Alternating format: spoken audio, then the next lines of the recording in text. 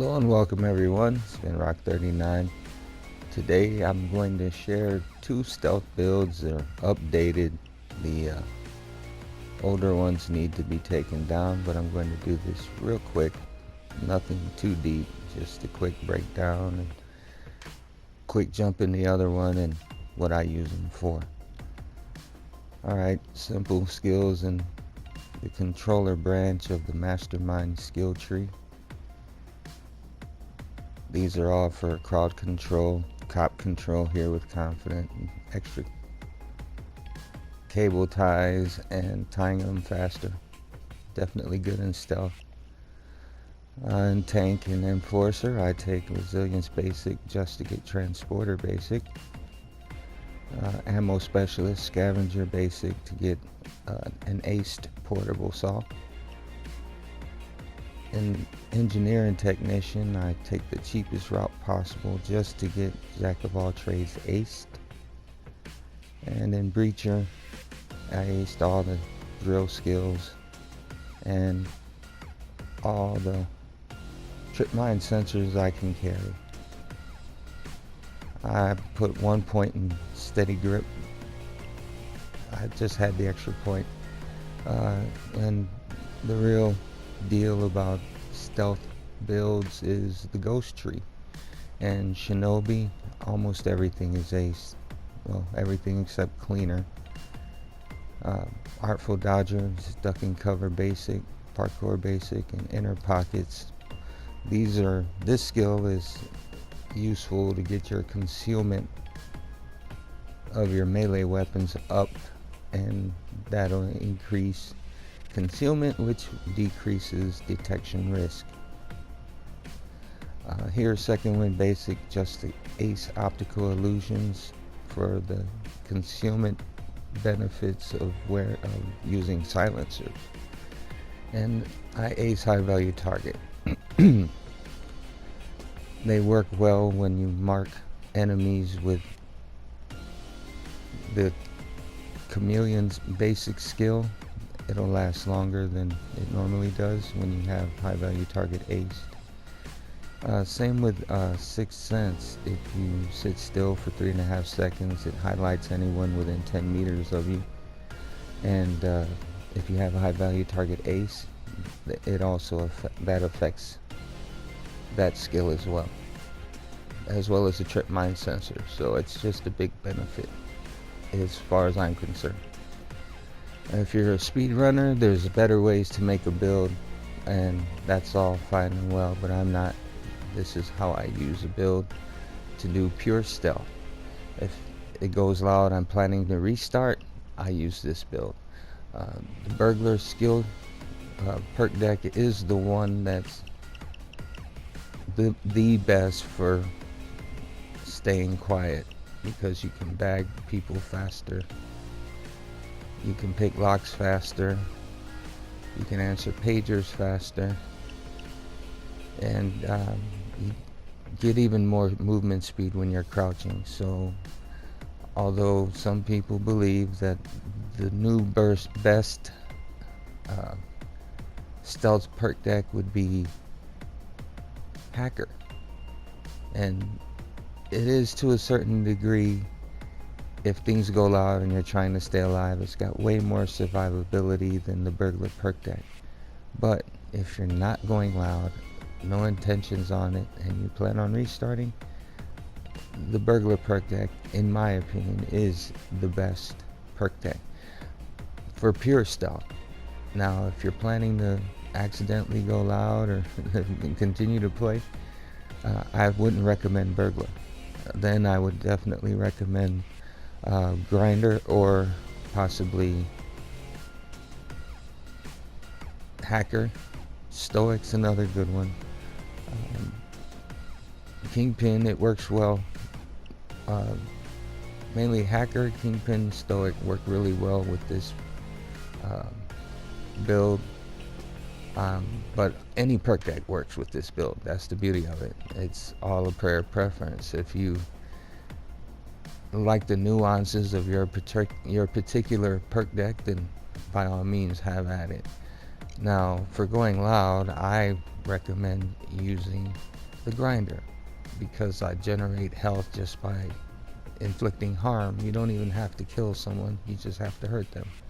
So that's why I prefer a grinder for all my builds mostly, but for this next stealth build, in case things go bad and you want to try and tough it out from Death Wish on down, this will serve you well. In the mastermind, as you see, I take the Joker and then I ace partners in crime. I still like having Stockholm Syndrome basic for crowd control. In tank, I take Resilience, I take Die Hard basic, Transporter basic, and Bullseye basic, mainly to protect my armor. When it breaks, I can shoot someone in the head and I get a little armor back, and that proves more useful than you would think. Ammo Specialist, nothing's changed. I keep basic Scavenger and I ace Portable Assault. Same with Technician and Engineer, I just get up here as cheap as possible to get Jack of all trades ace. Now this has changed a bit in Breacher. I didn't ace Hardware Expert, but I did ace Drill Sergeant. Those two together will reduce the amount of time that any drill would take. The other skill aced on this one would basically allow the drill to restart. Same with this one, it restarts, possible chance, and then you possible chance to strike it, but we're not using that. And instead of acing more firepower, I took it basic. It's still useful, even in loud, to have trip mines that you can blow dozers away with. Now this is an assault rifle build, or an SMG build, however you want to look at it, but I'm acing Steady Grip for the extra accuracy and weapon stability. I take Lock and Load basic mainly to ace Surefire, to get up here to get Body Expertise basic. When I'm using SMGs or assault rifles, I don't use single fire, I use them in auto fire, and these skills work with weapons in auto fire. So, well, these two rather, Lock and Load and Body Expertise.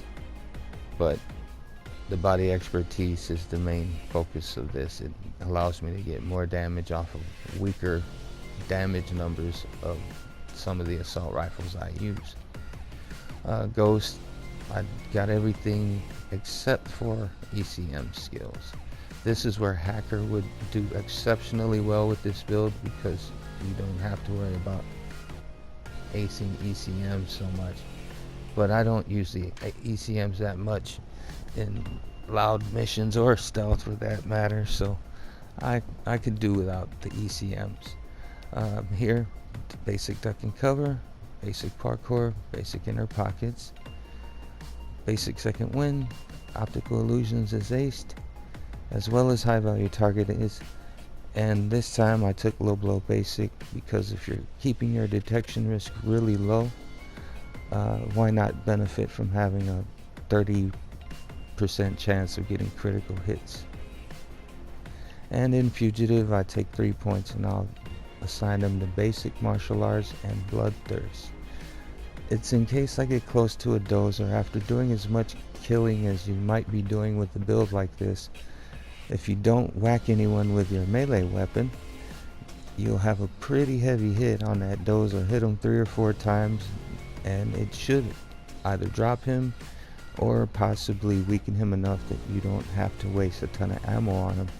If you hit them once or twice, sometimes I notice it's enough. But if you charge it up and you whack them, they're probably going to go down. Everything except the minigun dozer.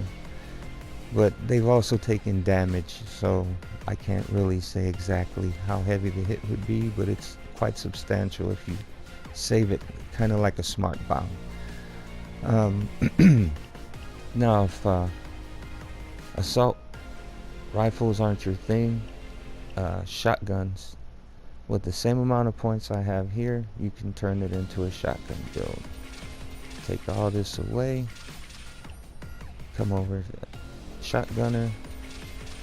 I use it like this, and now I can basically turn this into a shotgun build. with the Eastma 12 gauge, and that's it. I just changed the Eastma. I keep the Judge with Dragon's Breath to fight off shields and snipers and specials, and this does 99 or 90% of all the damage.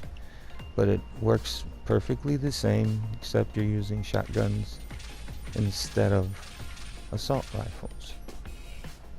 So that's build in a nutshell. Gameplay is patience. You can stealth openly with this. As you see, the detection risk is only 4, so you shouldn't offend anyone when you show up. And none of these builds use any armor. You'll have to pay attention to your armor and play safe. Now, the Hacker Perk deck works really well with this build. No need for any more hostages or hostage taker ace to get your health regen. If you know how to use the Hacker Perk deck, you'll have a lot of fun with this build. Now, let's say you wanted a couple jokers and you don't care about the saw. That's be the first thing I get rid of. And then I'd ace confident. Now I have 2 really strong jokers to draw the enemy away from me. If you don't care for extra jokers, you can get Stockholm Syndrome aced. That'll help you get out of custody if you go into custody for some odd reason. And if there's a hostage on the map, you just press the jump button, whether the assault wave is ended or not, and out you come. It only works once per heist, so use it accordingly. But yeah, that's the build in a nutshell. And I'd like to see more players stealthing, but it all depends. Some people want to go loud. Well, with this build, I go loud on Death Wish and I have fun. And when things need to get done, I'm effective enough to do those things and still put out massive damage, keep the enemy at bay, and get things accomplished. Well, with that being said, I hope this helps you guys and ladies overcome that lack of a desire to do stealth missions.